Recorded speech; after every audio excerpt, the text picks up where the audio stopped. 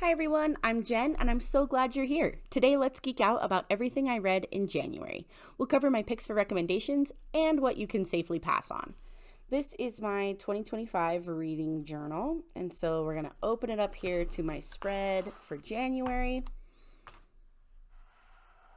where you can see what I read this month. I read 8 books in January, except that's kind of misleading because this one here, The Hangman, is a short story. So I really read 7 books in January plus a short story. And actually Orbital's a novella. So in terms of page count, I did not count that up, and I probably should because that's probably a more accurate way to look at how much I am or am not reading than just number of books. But we'll start this in chronological order. So the first one that I read was Bury Your Dead by Louise Penny, which is a mystery novel. It's part of the Chief Inspector Gamache series. And I really enjoyed this one. I liked seeing Gamache be vulnerable. If you're thinking about picking it up, you should definitely start at the beginning of the series. I learned a lot about Canadian history and specifically the history of Quebec. It was just a good time all around. I gave it 4 stars. It's a mystery.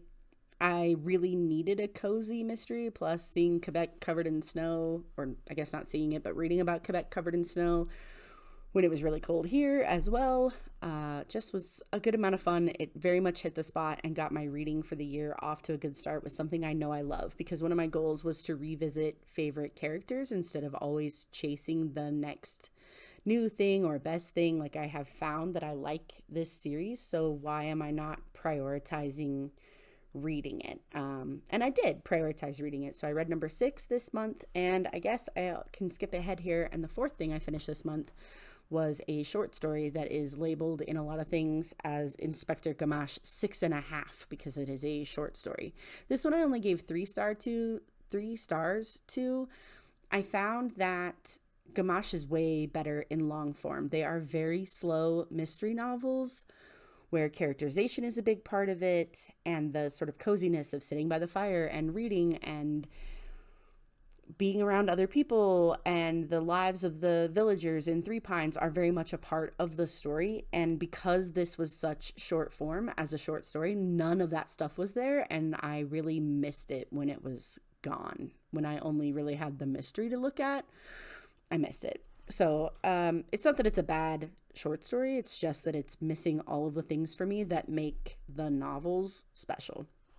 I also, in January, finished 2 Dungeon Crawler Carl books. So I read Dungeon Crawler Carl, The Butcher's Masquerade, which is book 5 in the series, and I finished Eye of the Bedlam Bride, which is book 6 in the series.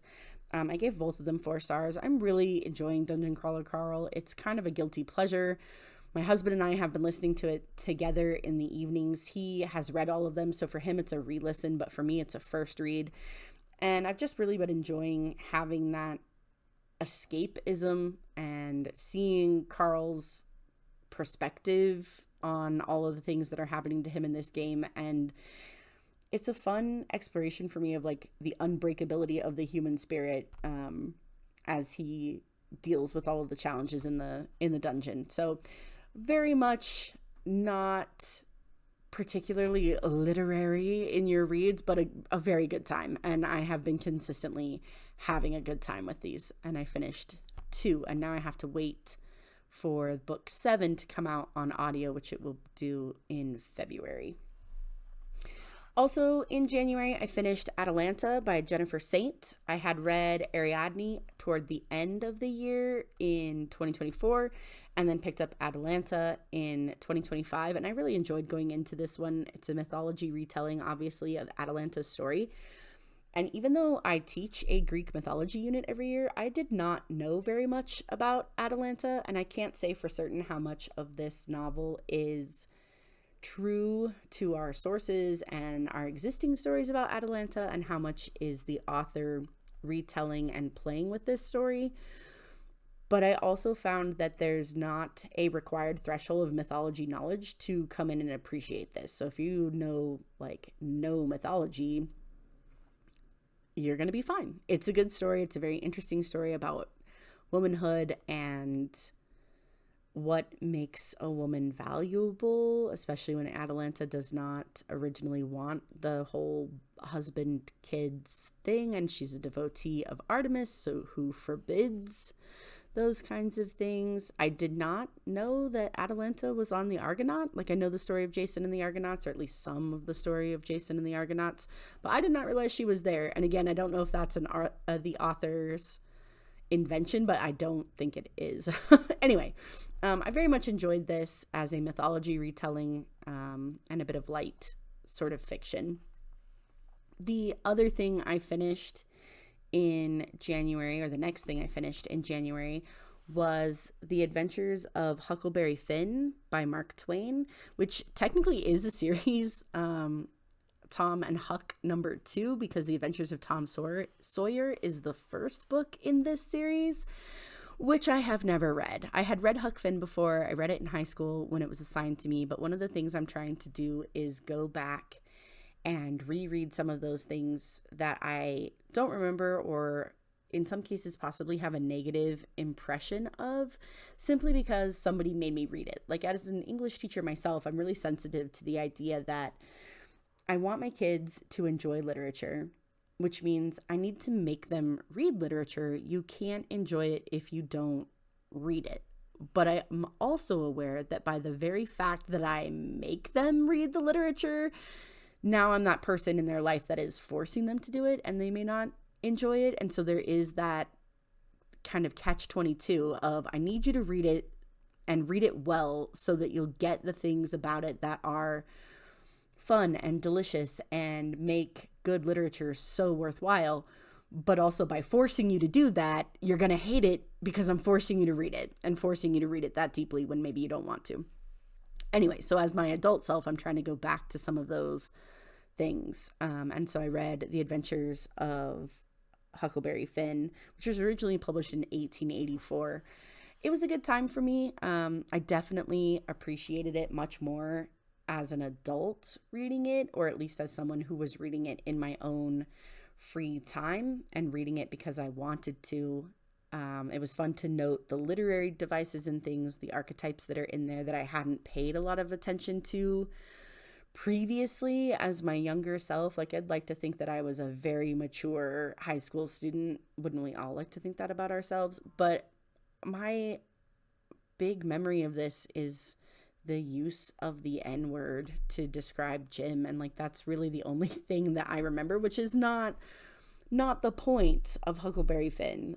This time I noticed things like the fog, which is usually a literary archetype for confusion or making mistakes and things of that nature. And when they get lost, of course, it's foggy. So I found myself enjoying those kinds of things this time around. And it's a classic. I have a hard time rating classics because, am I rating my enjoyment of the reading experience, or am I rating the quality of the work? And that's something I need to think about as I continue making book content for myself and now for other people. But as I continue to rate things, what exactly am I rating? Because I find that, like, for example, I've rated Dungeon Crawler Carl here as a 4, and also Huckleberry Finn as a 4, and those are very different 4s. Like, for me, this is a genre book, and really all I'm asking of a genre book is that I'm entertained and I had a good time, and take me somewhere fun, write it in a way that I'm having a good time, that I'm appreciating the writing style, or at least not annoyed by the writing style,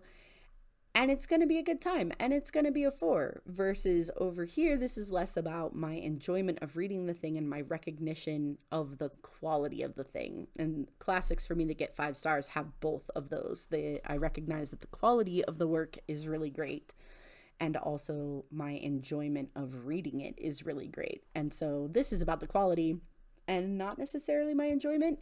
This is about my enjoyment and not necessarily about the quality. So in my mind, I'm fine because I can distinguish the two things and I kind of know what rating system I was going with, but it would be great to, solidify that a little better. Anyway, moving on. We already talked about The Hangman.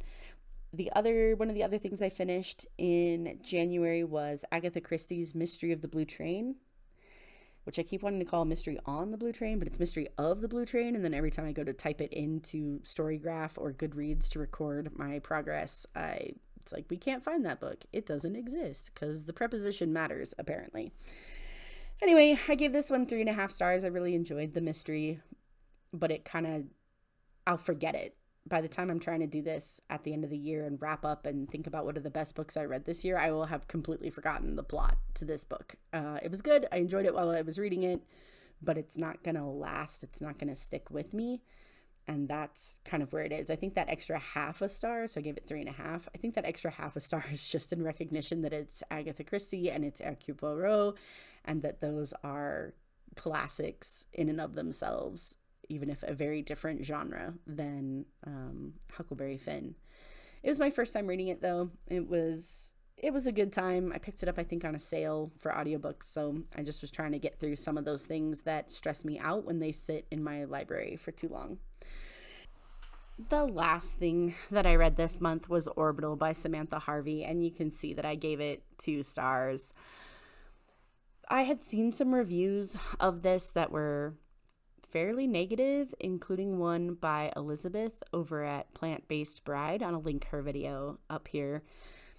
And I was kind of like, yeah, but it was a Goodreads finalist for fiction, I think. And it won a Booker Prize. And that must mean that it's really great and that you guys are all wrong when you tell me not to read Orbital. So stubborn contrarian me, I picked it up anyway. And I really regret that I did. It only took me 2 days, 3 inclusive, to read this. But those are 3 days of my life I would really like back, please. I had to finish this book. I don't even know where to start. I don't want to spend a lot of time on the negativity. I get that the repetitive nature and the kind of going nowhere aspect of the story is intentional, as it mimics the astronauts making orbits around the Earth while they're in the International Space Station, and that everything begins again, ends again, and that we have some climate fiction ideas here as you look down on Earth from that great height and can see the damage that humanity is doing to the Earth. Like, I get it. Please don't come for my literary criticism cred. I understand. I just very much did not enjoy it. Like, I was not entertained. The characters felt all the same to me. I struggled to differentiate them one from another, other than maybe based on their nationality. Even then, like, I can't tell you if the Russian guy was the one that scuba dived or if that was the other guy. Was that the religious guy? Or was that a different one? Like, I struggled to keep the characters separate. I didn't connect with them. I didn't really care about them. And I did not end up liking this book as a result.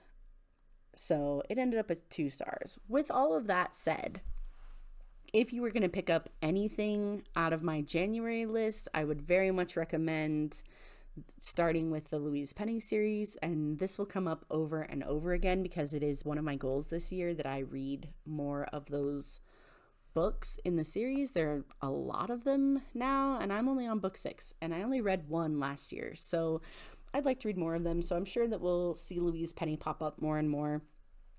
If you have not checked out Dungeon Crawler Carl, you may possibly be the last person on the internet that hasn't, because I feel like it is everywhere. Every book space I am in, Dungeon Crawler Carl shows up to, but it's a good time if you go into it with the right mindset.